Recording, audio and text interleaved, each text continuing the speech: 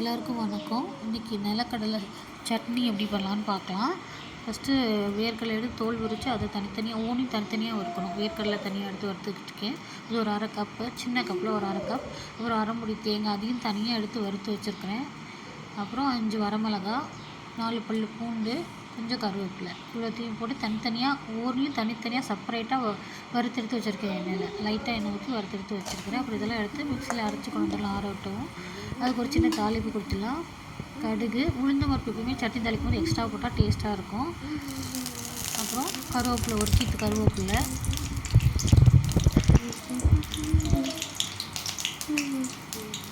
இதில் நம்ம தாளிக்கும் போது போட்டால் பசங்க எடுத்து வச்சுட்டு சாப்பிடுவாங்க. பெரியவங்களுமே அப்படி தான் எடுத்து வச்சுட்டு சாப்பிடுவாங்க. அதில் வந்து சட்னி அரைக்கும் போது நம்ம கொஞ்சம் கருவேப்பிலை சேர்த்துக்கிட்டோம். அப்புறம் பெரிய வெங்காயத்தில் பாதி வெங்காயம் எடுத்துருக்கிறேன் தாளிக்கிறதுக்கு. இது சின்ன வெங்காயம் 2 வெங்காயம் போட்டு தாளிக்கிறதுக்கு. வெங்காயம் தாளிக்கிறது கொஞ்சம் எக்ஸ்ட்ரா சேர்த்தா நல்லா தான் இருக்கும் சாப்பிடும்போது. ஒரு வரமிளகாய், அப்புறம் ஒரு பிஞ்ச் பெருங்காயத்தூள் எல்லாம் சேர்த்து நல்லா வதக்கிட்டு கொஞ்சம் கல்லுப்பு சேர்த்துக்கிட்டோம்னா குயிக்காக வதங்கிடும்.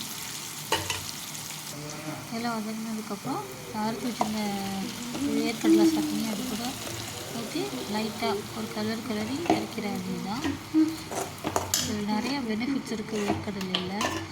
நார்மலாக இப்போ நிறைய பசங்க கடலை மிட்டாயெல்லாம் போட்டு மென்று சாப்பிடணும்னு இங்கே அவாய்ட் பண்ணிடுவாங்க. அந்த மாதிரி பசங்களுக்கு இந்த வேர்க்கடலை எப்படியாவது சேர்க்கணும்னு நினைக்கிறோமோ இந்த மாதிரி லட்டு செஞ்சு சாப்பிடுவாங்க. இல்லாட்டி இது மாதிரி சட்னி அரைச்சி கொடுத்தா சாப்பிட்டிங்கன்னா டேஸ்ட்டாக இருக்கும். தேங்க்யூ.